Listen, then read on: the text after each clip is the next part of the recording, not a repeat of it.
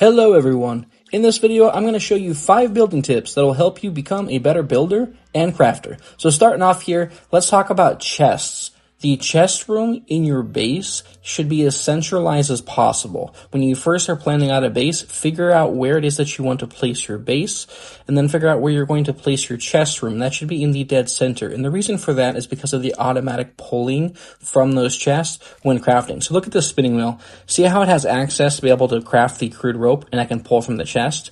Now see how this one is farther away and it doesn't have access to those materials? So you don't want to place an item that's farther or outside of the reach that's going to pull from storage. So you want to go through, like for example, the workbench and the smithing table, all of these items that pull from the storage, you're going to want to place within the confines of that storage radius. That way they have access to it and you don't constantly need to be running back and forth to be able to make that happen.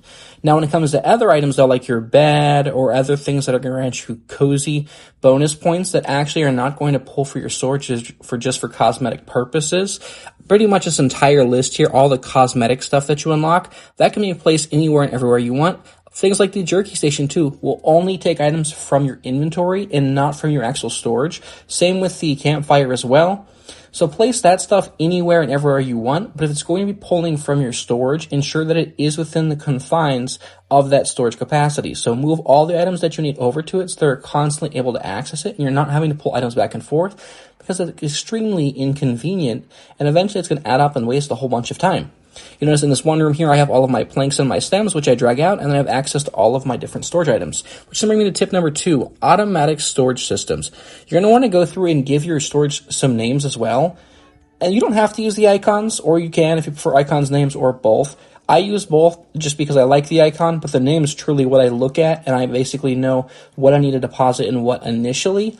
And then once I do that, you can actually use the nearby hot deposit. And essentially what that hot deposit means is that it means that once there is one specific type of item, so for example, you'll notice that the fiber and the dry grass is in here. If I select the hot deposit without accessing this chest, if I have any fiber or dry grass in my inventory, it will automatically deposit into that chest.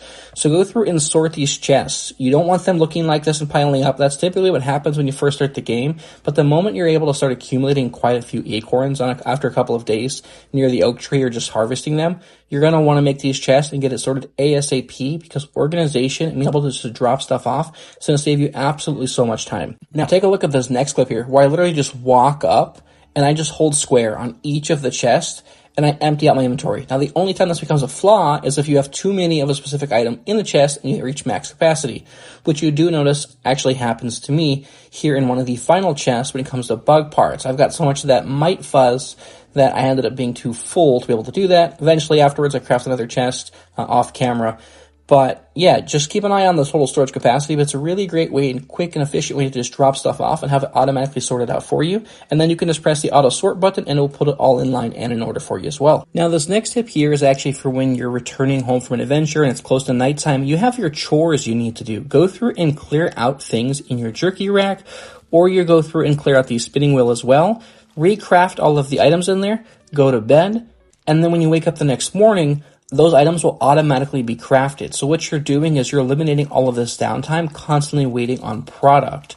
And so basically, as you pull the product that's been sitting there all day, you place some more in the night, it's automatically going to have it crafted for you in the morning, and then you can place an additional amount, and then immediately set off in the morning and not have to worry about waiting around to get those items. And then again, just put it back in the storage chest and auto-sort it, and it will automatically drop it off for you. And this is what it's going to look like when you do have all of the chests completely organized and named and with icons. And then that brings me to my next tip. When you are out harvesting materials like grass blades or stems or rocks for crafting, make sure you switch your mutations. There's actually 4 different loadouts, so you could have one for battles, one for harvesting, one for boss fights, so on and so forth. And you notice I have just the level 2 axe, and with the grass cutter level 2, you go through and it's just going to take 2 swings to knock these down, whereas typically it would take at least 3 swings to knock them down. So being able to just double chop a lot of these and get 2 blades to fall down with just 2 swings is immensely helpful and saves you a crazy amount of time. And then if you can go through as well and think about how you can carry it more. So typically I will move my pallet all the way down to where I'm farming, fill up the pallet itself. As you can see, there's plenty of disaster here. And then also, if I'm harvesting near my house, I will typically put on the red ant armor versus some of the other armor that I use for combat, just because I can carry up to 14 with a full set of red ant armor, whereas I can only carry 5, which is going to be significantly slower with some of the battle armor. So constantly make sure you have the right setup for when you're building and crafting. And it may be inconvenient or you think at first, but it's going to save you a lot of time in the long run. Alright, and that brings me to the next tip here. Now, when you're planning out your zip lines, I made the mistake of pre-planning and placing a zip line down all the way down there. You'll notice it's actually on a rock. You can't see it from here, but basically it's near the edge of the haze, just on the rock there where the rake is at, thinking that if I could go through and place that down there, I could come back to the base, set it up, and automatically bring myself back down there once I had acquired a bomb or if I needed to return. But unfortunately, because there's something actually blocking it and I couldn't see it from that lower angle, I can't place this to line up with that. So when you're planning your base, not only do you want to consider your chest being a centralized area as well, but ultimately you're going to want to place your zip lines, the starting point for your zip lines, at your base. And then once those are placed at your base in a good location and they're built in a place you like them, then you can go through, and when you venture out and go on an adventure, bring the materials or farm up the materials while you're out and about and create that second zip line or the exit point, the lower point, when you're out and about.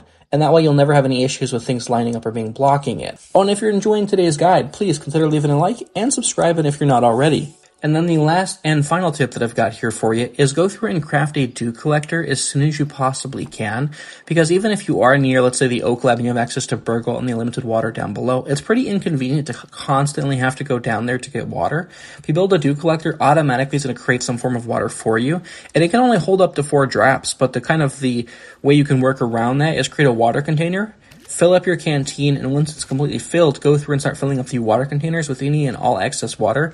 And pretty soon you're going to have a superfluous amount of water and absolutely never need water again.